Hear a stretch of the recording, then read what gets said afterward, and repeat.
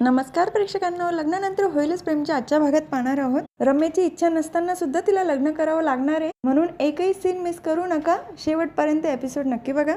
सगळे छान तयार होऊन आलेले असतात तेव्हा मानिनी काकू वसुआत्यांना म्हणतात, हे काय वसुताई, तुम्ही नेहमी सांगतात तुम्ही माझ्या मुलीसाठी काहीच करत नाही. मग आता आम्ही ठरवलंय की आम्ही स्वतः तिचं लग्न लावून देणार आहोत. आता विक्रम पण घरी आले आणि ते पण सहभागी होतील. आणि रम्या जेव्हा लग्न करून आली तेव्हा आपण कोणीच नव्हतो लग्नाला. आता आपल्या समोर रम्याचं लग्न होईल. काव्य तिने आणलेले हार दाखवते, मी तुझ्या लग्नासाठी स्वतः हार आणलेत. तर नंदिनी सांगते, मी अक्षता तयार केले आहेत. पार्थ म्हणतो, माझ्या हातात तुझ्या नावाचं मंगळसूत्र आहे. तर जीवा त्याच्या हातातलं अंतरपाठ दाखवतो. व वसुआत्या म्हणतात, हे काय पोरखेळ आहे का? लग्न लावण्यासाठी गुरुजी लागतात आणि गुरुजी कुठे आहेत? तर लगेच गुरुजींची एंट्री होते. जिथे कमी तिथे आम्ही. गुरुजींना बघितल्यानंतर तर त्या तिघांनाही धक्का बसतो. रम्या म्हणते, no no no, not possible. तर काव्यामध्येच ओरडते, खामोश.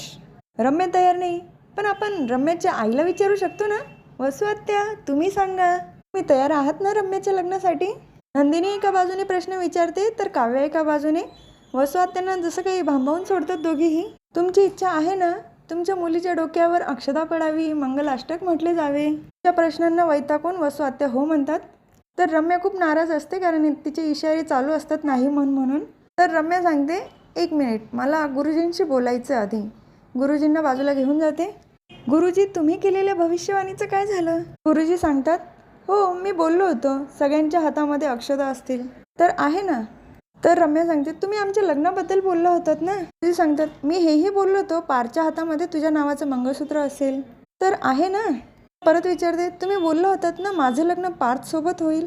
तर गुरुजी हसायला लागतात हाताची घडी घालून. काहीही उत्तर देत नाहीत. काव्य आणि नंदिनी रम्याला ओढून घेऊन जातात तयारी करण्यासाठी. पार्थ आणि जीवा दोघंही विजयला तयारी करण्यासाठी घेऊन जातात. त्याच वेळेला सरजी म्हणून एक कॉल आलेला असतो आणि विजय बाजूला जाऊन बोलतो, सरजी, हे लोक माझं लग्न लावताय. जे खोटं होतं ते आता खरं व्हायला चाललंय. इकडून कोणी काहीतरी बोलतं. तो परत म्हणतो, माझी काही हरकत नाही आहे, पण मी प्रेमाच्या बाबतीत कसं आहे तुम्हाला माहिती आहे ना. तिथे जीवा आणि पार्थ दोघे येतात. अरे, कोणाशी बोलतोय? आम्हाला कळलंय. तर विजय पण थोडा घाबरलेला असतो. तुला टेन्शन आलंय ना रम्याबरोबर लग्न करण्याचं? चल, आम्ही आहोत ना, तुला सगळं सांभाळू, कारण तू घर जावे ना, आम्ही सांगू तुला सगळं काही. ओढतच रूममध्ये घेऊन जातात आणि कपडे वगैरे ते स्वतःच घालून देतात त्याचे. तर सरजी म्हणून कॉल येतो.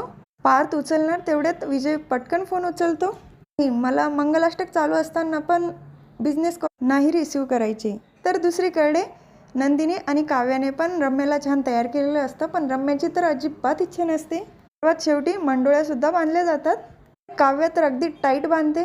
अगं सॉरी, त्रास झाला का तुला? पण खरंच या मंडोळ्या बांधल्यानंतर खूप छान दिसते. आता आपण एक सेल्फी काढूया. आणि ताई, आपण तो फोटो पोस्ट करायचा बरं का. आणि त्या खाली कॅप्शन काय लिहायचं माहिती आहे? रम्याची वरात देशमुखांच्या घरात. तर विजय रम्या दोघंही तयार होऊन खाली आलेले असतात. दोघांमध्ये अंतरपाठ धरलेला असतो आणि गुरुजी मंगलाष्टक सुद्धा म्हणत असतात. वसुआत्या खूप खुश असतात, पण रम्याला तर खूप दुःख झालेलं असतं, कारण तिची इच्छाच नसते ना लग्न करण्याची. तर वेळ येते वरमाला घालण्याची. रम्या तर काही तयार होत नाही. वसुआत्या तिला परत समजावून सांगतात. बऱ्याच वेळेनंतर ती वरमाला घालते. विजय पण लवकर घालत नाही. तर पार्थ त्याच्या मागून येतो आणि त्याला पुढे करून वरमाला घालायला लावतो. त्यावेळेला रम्याचं पूर्ण लक्ष पार्थकडे असतं आणि तिची ती सॅड म्युझिक त्यावेळेला चालू केलेली आहे. थोडं वाईट पण वाटतं, पण मग बरोबर आहे, तिच्याबरोबर असंच झालं पाहिजे. आता त्याचं लग्न झालंय, विसरायचं तिने. आता किती दिवस असंच चालणार ना. लग्न संपन्न झाल्यानंतर पार्थ सांगतो, त्या दिवशी तू गृहप्रवेश केला तेव्हा उखाणा घेतला नाही, आज घ्यावाच लागेल. नंदिनी म्हणते, हो, आज तर घ्यावाच लागेल. रम्या सांगते, पण मला उखाणा वगैरे काही येत नाही, मी नाही घेणार. जीवा म्हणतो, अगं आम्ही शिकवतो, आमच्या मागे म्हणतो. स्वर्गात जुळतात लग्नाच्या गाठी. जीवाच्या नंतर रम्या परत तेच वाक्य बोलते. तर नंदिनी म्हणते, कोणीतरी बनलंय माझ्याहीसाठी. त्यानंतर परत रम्या तिच्या मागून म्हणते, पण तिचं पूर्ण लक्ष पार्थकडे असतं आणि ते विजयच्या लक्षात पण येतं. नंतर मिथुन काका म्हणतात, एकुलती एक मी, माझ्यावर जबाबदारी मोठी. रम्या परत त्यांच्या मागून तेच वाक्य रिपीट करते. नंतर काव्या बोलते, आता विजय ही होतील आईच्या म्हातारपणाची काठी. रम्या परत तिच्या मागून ते वाक्य रिपीट करते. सगळ्यांनी मिळून तिला नाव शिकवलेलं असतं. नंतर सगळेच टाळ्या वाजवतात. नंतर दोघंही वसुआत्यांना नमस्कार करतात. आता कुठलाही राग मनात ठेवू नकोस हां. तू जेव्हा आई होशील ना तेव्हा कळेल तुला. नंतर मानिनी काकू आणि विक्रम काकांना पण नमस्कार करतात. रम्या, तुझं माहेर सुटणार नाही लग्न झालं तरी, पण जुनी सगळी मोह सोडून टाक. मग बघ आयुष्य कसं सुंदर होईल ते, आणि आम्ही आहोतच तुझ्यासोबत. तर विक्रम काका पण विजयला म्हणतात, आता इथून पुढे रम्या तुमची जबाबदारी आहे. रम्याला सांभाळा आणि तीही तुम्हाला सांभाळेल असे वागा. विजय रम्या जाणार असतात त्याच वेळेला नंदिनी शिट्टी वाजवते आणि थांबवते. नंदिनी, जीवा, काव्या, पार्थ चौघही जवळ येतात. विजय, रम्या, तुमचं हार्दिक अभिनंदन जोरातच ओरडतात. सगळं झाल्यानंतर रूममध्ये चौघं पण थंडगार छाछ पीत असतात. जीवा म्हणतो, झालं एकदाचं रम्याचं लग्न. तेव्हा काव्या सांगते, रम्याची ही भविष्यवाणी तर मी आधीच केली होती. पार्थ, आठवतंय ना तुम्हाला? तेव्हा पार्थला आठवतं आणि ते आपल्यालाही दाखवतात. काव्या रम्याला बोलली होती, पार्थ देशमुखांना परत त्रास दिला तर मी स्वतः तुझं लग्न लावून देईल आणि कन्यादान देखील मीच करेल. पार्थही म्हणतो, हो आठवतंय ना, पण आता सगळं मार्गी लागलं आहे ना? तर जीवा सांगतो, हो, किडनॅप झालेले मुलं पण आपण सोडवले, रम्याचं पण लग्न पार पडलंय. एकच गोष्ट राहिली, तुम्ही दोघी पण प्रेग्नेंट आहात आणि तुमची स्वतःची तुम्ही काळजी घ्यायची. आम्ही तर आहोत, पण तुम्ही सुद्धा आता आराम करायचा आहे. कुठल्याही प्रकारचा स्ट्रेस घ्यायचा नाही. काव्य काही ऐकत नाही. ते म्हणते, नाही असं नाही चालणार. आता इथून पुढे बायकांचं नवऱ्यांनी ऐकायचं असतं, म्हणजे आम्ही जे बोलणार ते तुम्ही फक्त ऐकायचं. की नाही ग ताई? दोघींच्याही गप्पा चालू होऊन जातात. जीवा आणि पार्थकडे त्यांचं लक्षही नसतं. त्यांना असं खुश बघून पार्थ आणि जीवा पण खुश असतात. तर रम्या रूममध्ये आल्यानंतर खूप रडत असते. काय गाई, काय गरज होती तुला होकार देण्याची? तुला नव्हतं करायचं ना हे लग्न? तो आत्या सांगतात, हे बघ बाळा, आता लग्न व्यवस्थित झालं आहे ना, आणि विजय पण चांगला मुलगा आहे. हे लग्न तू स्वीकार कर. ते मंगळसूत्र काढणार असते. वसू आत्या तिला अडवतात, हे बघ रम्या, तुला घरात ठेवायचं का नाही हे मी ठरवेल. तू जर असं काही चुकीचं वागणार असशील तर मी आत्ताच विजयच्या घरी तुला काढून देईल.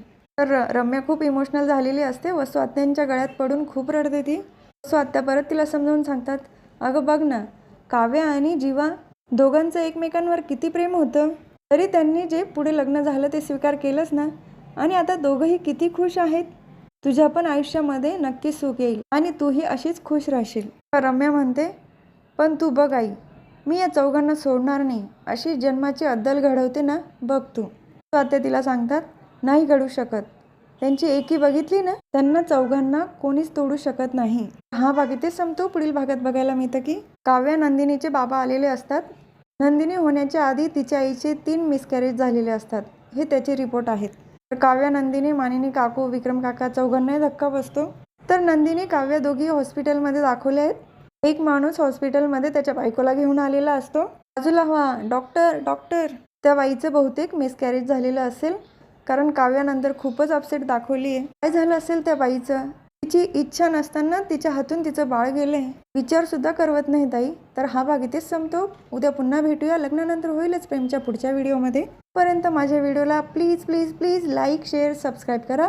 ऐकून दाबायला विसरू नका आणि सर्वात महत्त्वाचं म्हणजे काळजी घ्या.